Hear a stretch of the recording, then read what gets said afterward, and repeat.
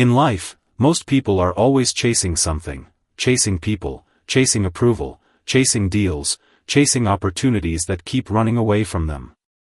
The more they chase, the more tired they get, and the more power they quietly give to the other side. In the 48 Laws of Power, Law 8 offers a different strategy: make other people come to you, use bait if necessary. Instead of running after others, you become the center. You choose the place, the timing, and the terms, while they cross the distance to stand in your frame. In this episode of Just Here, audiobook, you will go deep into Law 8. You will hear why chasing is a weak position, how to create bait that naturally pulls people toward you, and how to apply this in negotiations, career, relationships, and everyday life without being manipulative. As you listen, ask yourself, am I always the one running? Or can I learn to stand still and let the game come to me? 1. Simple definition of Law 8. Law 8 says, when you force the other person to move first, you control the situation. Instead of chasing people, opportunities, or enemies, you position yourself so they have to come onto your ground. You may use bait, something attractive like a reward, offer, or opportunity, to pull them in. 2. Why chasing is a weak position. When you always go to others, you abandon your own plans and react to theirs. They set the pace and the terms. Chasing drains energy and makes you look needy or less powerful, whether in relationships, business, or negotiations. The more you run around, the more mistakes you make and the more predictable you become. 3. The power of making others come to you. When others travel to you, physically or psychologically, they use up time, energy, and attention before the interaction even begins. On your territory, you know the environment, the rules, and the options. They feel slightly off balance and defensive. You can prepare in advance, information, allies, and backup plans, while they are reacting in the moment. 4. What bait really means.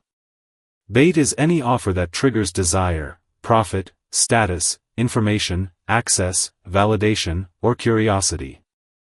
Good bait is so attractive that the other side feels like it was their idea to move toward you. The trick is subtlety. The more natural the bait feels, the less they see the trap and the more they surrender control.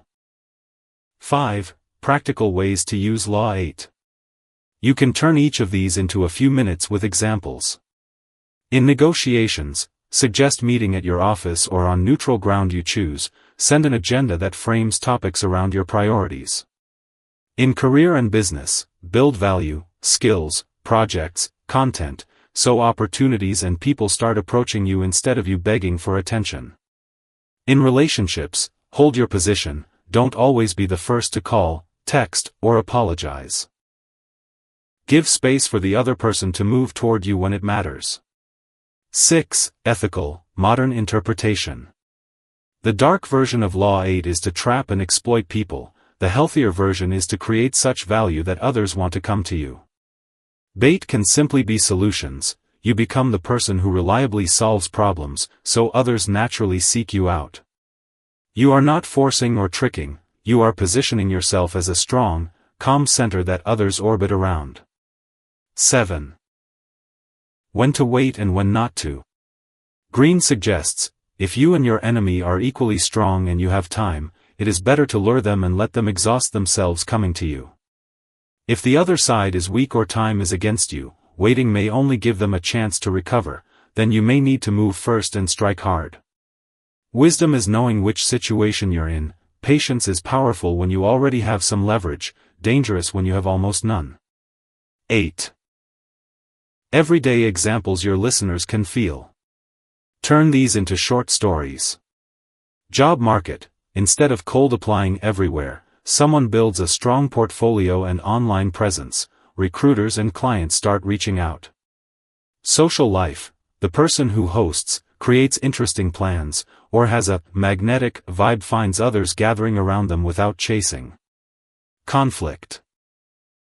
Instead of reacting to insults immediately, someone stays calm, lets the other overextend, and chooses the time and place to respond. 9. Risks and reversal of Law 8.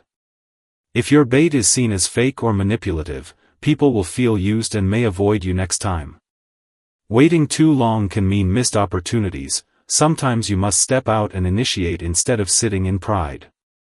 The balance: be ready to act, but default to positions where others are drawn into your frame instead of you forever entering theirs. 10. Final takeaway for your episode. Law 8 reminds listeners that power is not just what you do, but where and when you do it. The one who chooses the field controls the fight. Instead of running after people and chances, build value, set the frame, and let others cross the distance to you.